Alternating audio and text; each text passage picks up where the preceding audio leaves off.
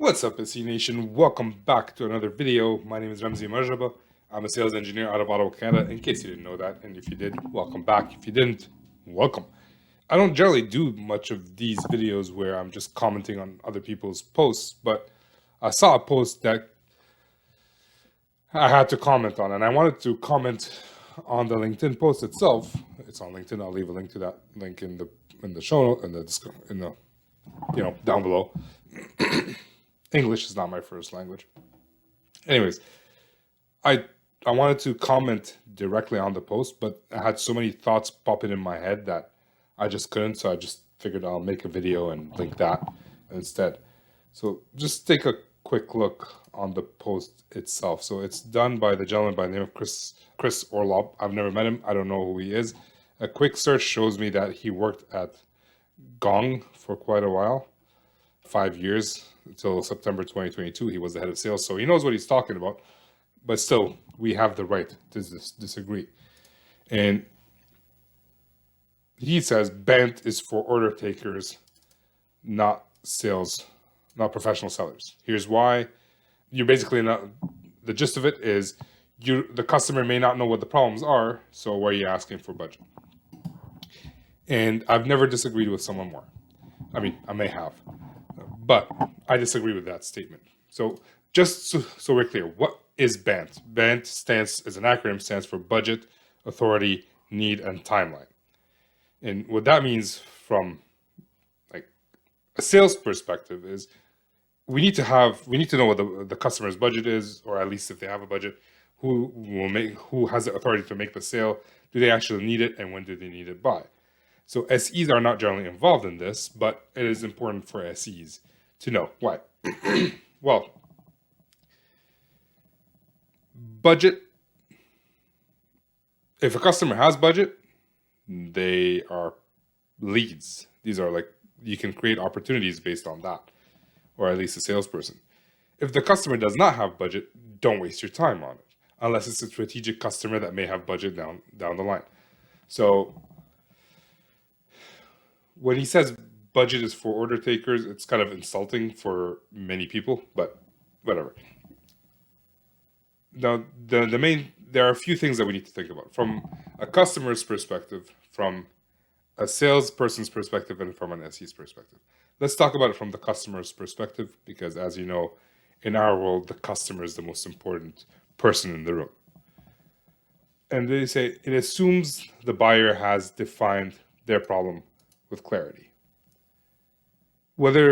Now, two things. If I want to, let's say, well, the most important thing is the customer wouldn't have invited you into the room if they didn't know they have a problem. And if they know they have a problem and they know they need a solution, they have to have set money aside to solve that problem. Okay? And when buyers or sellers, when SDRs and BDRs, when account managers ask for budget, like, hey, do you have budget? They're not asking what is the number. They're asking, like, have you thought about buying that? Or at least they should be. So I've been in situations where, as an SE, I've been invited to a customer call and the customer is asking for $1 million solution. They know they have pain. They're asking for $1 million solution. They have $5K budgeted aside. At which point, as a sales engineer, I told them, like, either I cannot help you or you're going to have to think bigger. Okay? So from a customer's perspective, in order for them to solve a problem, they have to have set money aside. Okay? From a salesperson's perspective, well, if they have the wrong budget in mind, they're going to have to tell the customer, like, you have the wrong budget in mind. Like, if it's $1 million, if you're asking for 1 million licenses or 1 million like Windows laptops, 5K is not going to do. Right? But if they say, like, well, I have a budget that's in the works, and I understand you have a complex solution, then at least they have thought of it. Now, the thing about Chris, and I don't know Chris, I've never met him, but I mean, I'm looking at his background, inside sales, InsideSales.com, I guess that's a company. Gong, it's a simple solution for a simple problem, right? The rest I don't know, but at least in Gong's world, it's a simple SaaS. It's a simple software solution, right? People can sell out of from the first call. So yeah, okay, I show up to a call and I try to highlight the issues that they have and the ROI that they can get out of it. Then yeah, sure, don't ask for budget because now you're gonna tell them like this is gonna cost you X amount. But for me, someone in my world where I'm in IT networking or someone selling Salesforce or some complex solution that's expensive, we have to have that discussion because we need to be aligned towards where we want to go, right? If a customer doesn't have budget, why would I work on the opportunity as a sales engineer? So we talked about the customer's perspective. The sales perspective is you have to prioritize which opportunities you want to work on, right? Are you working on this opportunity where they have no budget, or you're working on an opportunity that you don't know if they have budget because you've never asked a question, or if like let's talk about like or authority to buy or the need to buy or the what timeline they want to. If someone wants to buy in 3 years, I've been in opportunities where a customer is looking ahead 3 years from now to buy something. It's like, all right, why would I spend all my time? I don't know how many features or how many problems, new problems we can solve in 3 years. Why would I waste my time now? Sure, I'll provide the information to let them be aware of what's going on. The salesperson stays in touch, keeps the touch points, but we also let them know what the budget could be in the future, but not just like BANT is for not for control that. BANT is not just for, I do it again, order takers. From an SE's perspective, again, I, as an SE, don't want to work on an opportunity that is not qualified, right?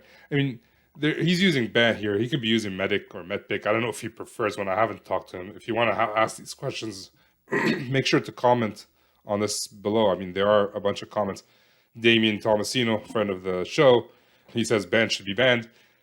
Again, I'm going to have a discussion with Damien. And the thing about LinkedIn is people post stuff that might be like, controversial to generate comments, 22 comments, which is great, 9 reposts. Hopefully not many people are listening. Excuse me. So, and then comments like this, it's not black and white. So I would love to know what he means when he says BANT should be banned. And there are a bunch of questions. I think there's one person here, Tal Paparan. He basically says, I don't know what kind of prospects you're talking to. What's the industry? What is it that you sell? I, however, in my 22 years of sales, haven't met a prospect that's not aware of the issue at hand, right?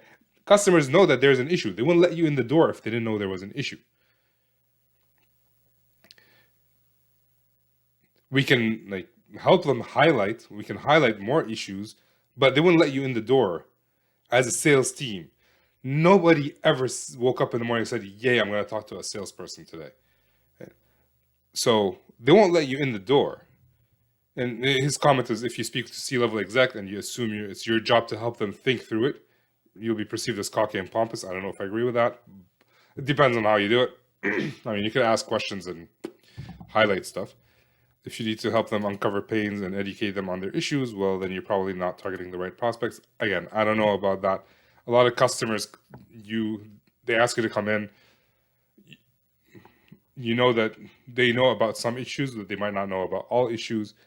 And as a sales engineer or a salesperson, you might have to ask questions to probe to see if there are any other problems. And it could be that they might know about the other problems, you just don't care right now because that's not their priority. They just want to solve the problem at hand. So, yeah, I disagree with Chris with all due respect. I mean, he's obviously done a great job for Gong and for himself, but I disagree with that. And when he says your job is to help sellers think through it, crystallize it, and diagnose it. Honestly, customers right now, I mean, whoever's read the research knows that by the time a sales team is in and talking to them, they've already done most of their research. They know exactly what they need. So I don't know about that. And you always ask for a budget. You don't go buy a car. I mean, I'm talking about an order taker here. But you don't go buy a house, or you don't go renovate your property without having a budget in mind. And if a contractor comes in and knocks on your door and tries to ask you how you want to do it, you probably close the door on their face, like, because you never invited them into your house. So, they might ask the right questions, but someone has to have budget and the authority to buy before you actually pull the trigger. So these are my 2 cents. Comment on my post. Do you agree with me? Do you don't agree with me? Comment on Chris's. Even though I disagree with him, I appreciate the trouble he went to crystallize his thoughts out in public like that. And at least it starts a conversation. A big problem we have in the world today is nobody wants to talk and everybody's afraid. So don't be afraid to comment and share your thoughts on this while being respectful to everybody. Anyways, that's it for me. Get back to work. Peace.